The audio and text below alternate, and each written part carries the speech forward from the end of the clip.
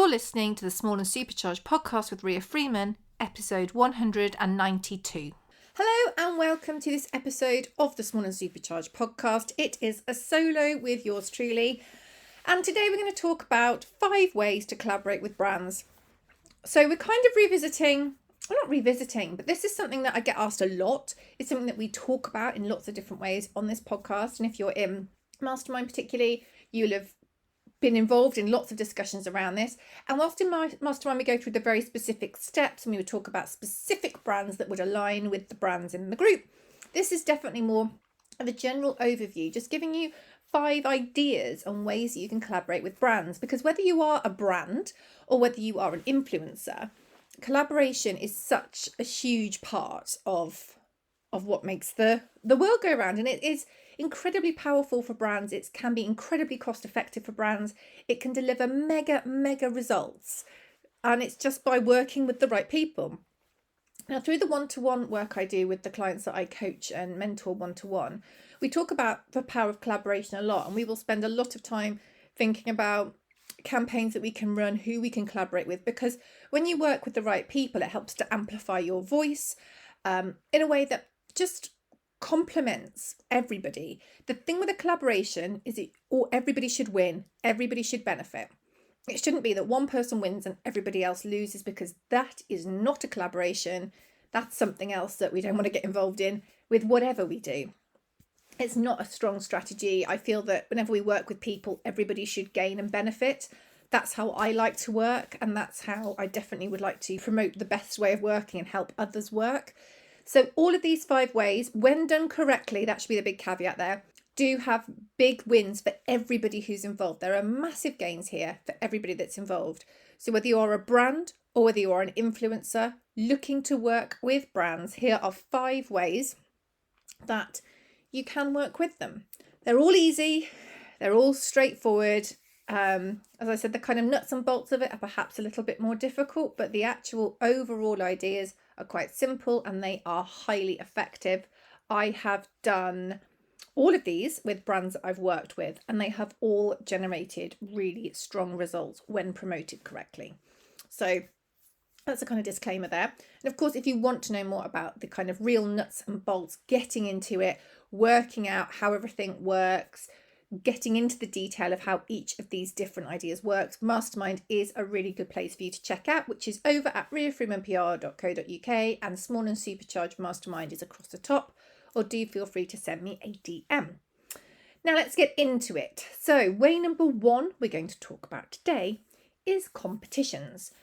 Competitions were incredibly effective as a way of collaborating, a way of growing followings, a way of getting out in front of more of your target audience. They were insanely effective for quite a long time. Then COVID happened, and I think because everybody moved to competitions, and not good competitions. Some were really low value competitions, like, win a hoof pick, win a pen style not even an expensive pen style competitions. They really lost their shine. And I think there are 2 things, well, no, more than 2. There are a number of things that are important with competitions. One is, what are you expecting people to do? Because if you're expecting them to do loads and loads of things, you are going to lose them on the way. I have seen competitions before where you have to do so many different steps that take up so much time, and in some ways they even take you away from the platform, some of these kind of entry criteria. And I think when you do that, you are putting too many barriers in the way. And I think often that can be because when the brand hasn't specifically thought about the objective of that competition, as in, do they want to grow followers? Do they want to increase their reach? Do they want to do this? Do they want to do that? What they've thought is, we'll do everything. We'll get everything here. We'll make everything work. And what that does is it just makes it really difficult for people to enter. Even if that person really wants to enter, the chances of them jumping through all your hoops in the world we live in, where it's busy and it's noisy and their phone will be pinging and binging and whatever, you're just making it difficult. Then that happened, and it would be, people would have to do these things for like really low value items, and it was just a bit naff. This wasn't everybody, this wasn't everyone in the world did this, but I noticed a real surge of these kind of competitions. There wasn't really the kind of backbone, it wasn't really thought about who the people were collaborating with and what that sort of, what message that was putting out. Sometimes they weren't particularly aligned, and that's important with a competition because you want to make sure that every brand you work with has got a similar audience to you in terms of their values are strong and the values are very similar.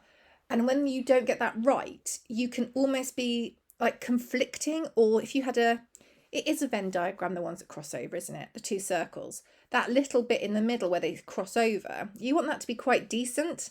Whereas if you are quite different as brands, you've got quite different values, but there's a small amount that's the same, the overlap of customers, so who you are reaching to, is much smaller. So it's important that you do that.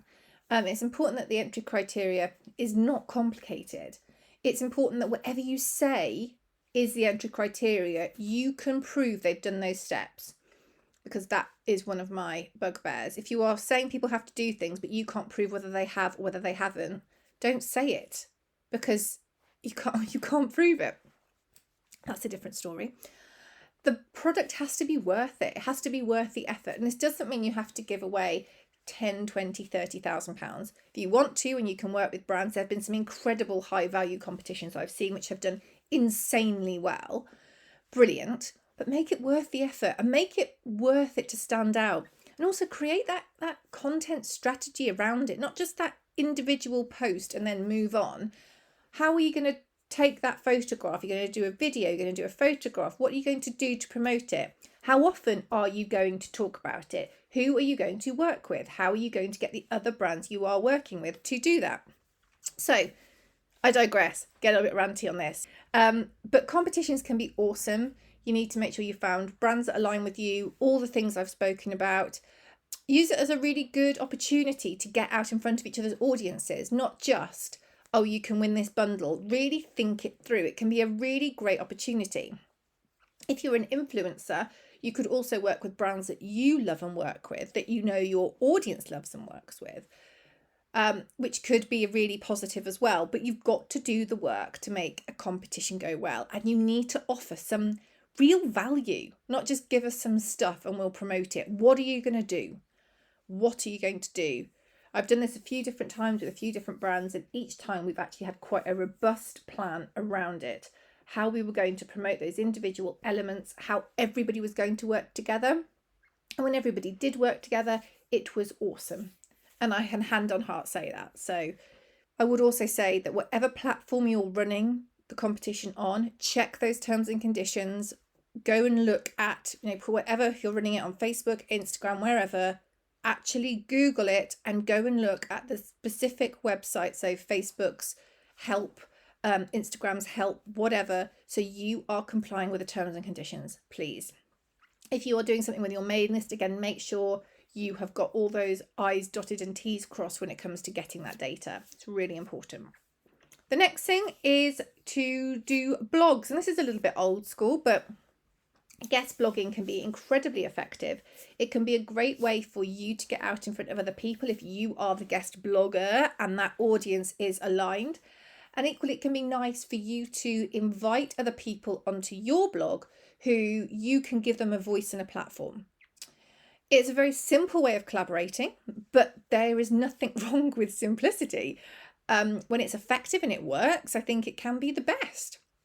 Think about carefully who you can add value to. So you don't want someone that's really close to you, because otherwise you're kind of standing on their toes. You want to work with brands that really complement what you do, that their products work with, or their services work with your product or service. Or as an influencer, you have got that expertise that will appeal to their audience. So look for brands that obviously align with you. Look for brands with blogs that are active.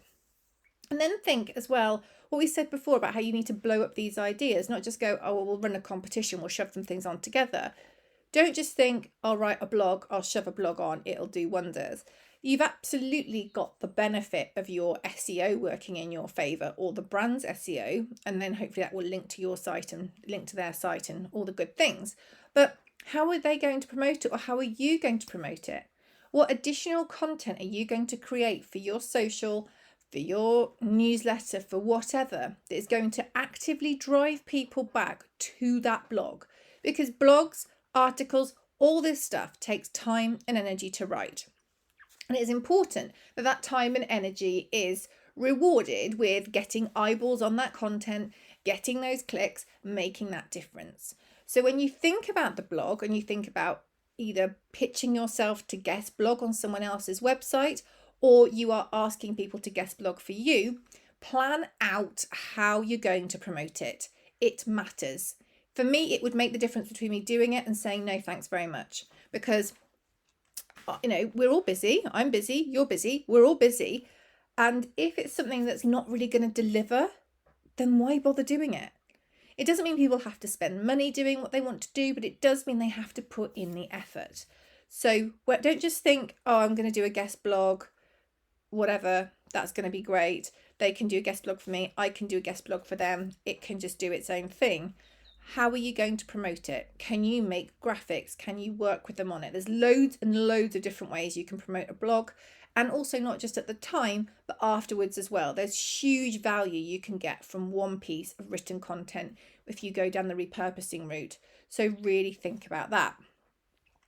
Number 3 is to do a joint live with them. And I can almost feel through the airwaves, some people feeling a little bit sick at this point, but lives with other people are so much easier than lives on your own, because you get to chat to each other, and the other people watching they're not immaterial at all, but it feels much nicer. If you're doing a live with somebody, all the rules apply about the alignment.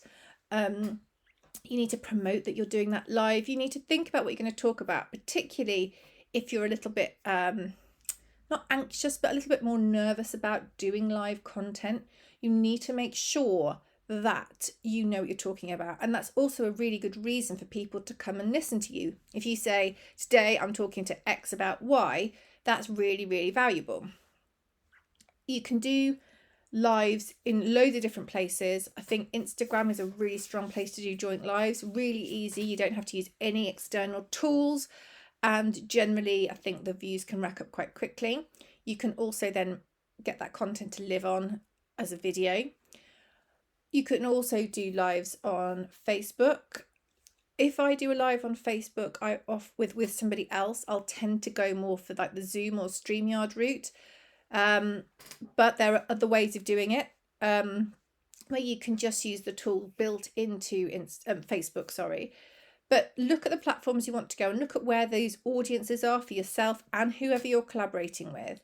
Think about who's going to get the interest there, and plan that live. You can ask people to pre-submit questions if you want.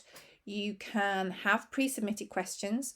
You can show products. You can make it however you want to make it.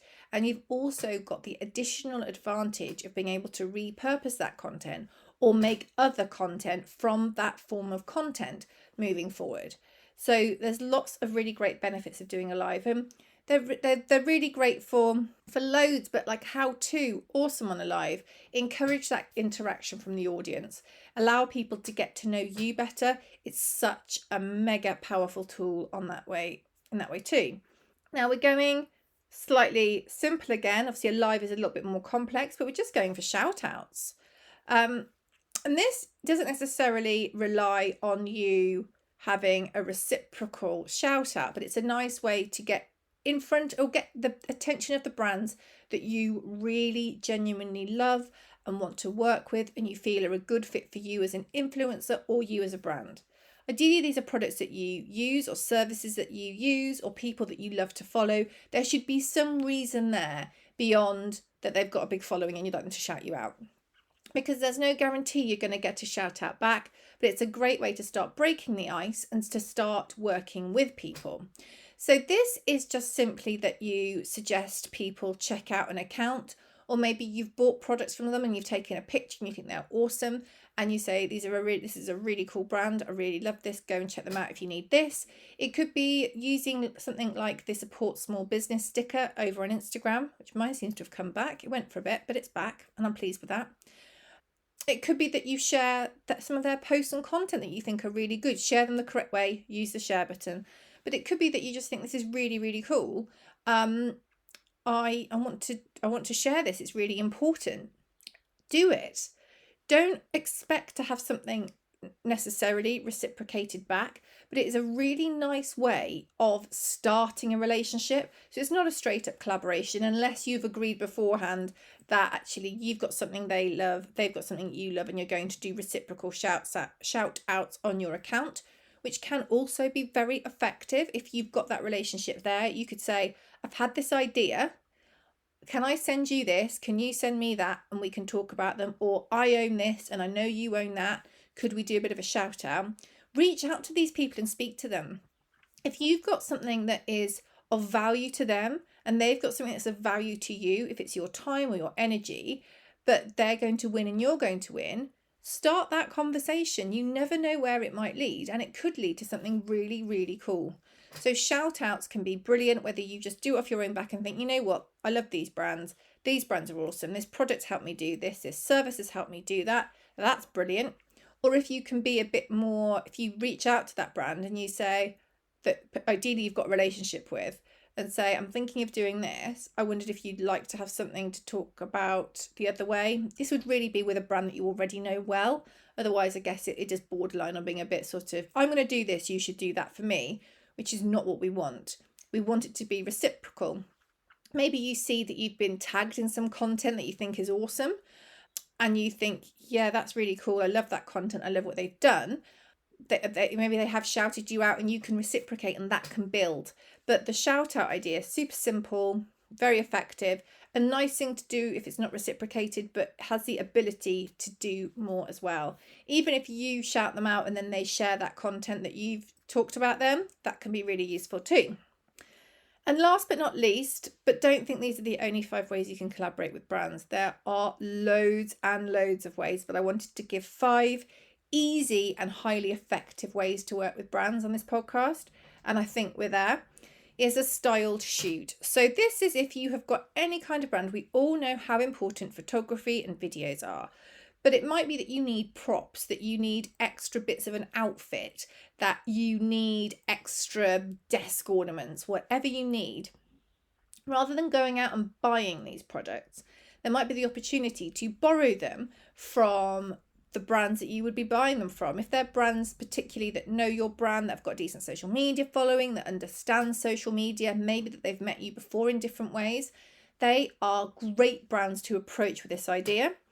It then means that you do some photographs, or you pay for a photographer because you're going to do that anyway. And maybe you let them use some of your photographs as long as you're credited, as long as your product's mentioned. And you start to work together in these ways that show how products interact, how they are worn, how they are styled.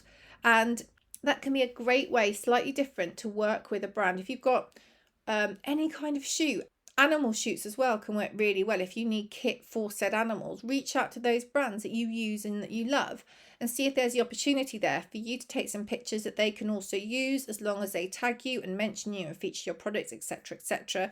There can be ways to work together, and there can also be ways, as I said, with all these forms of content, to really expand that and think about how you can maybe get them involved more in the shoot and the kind of content that you could create around that as well.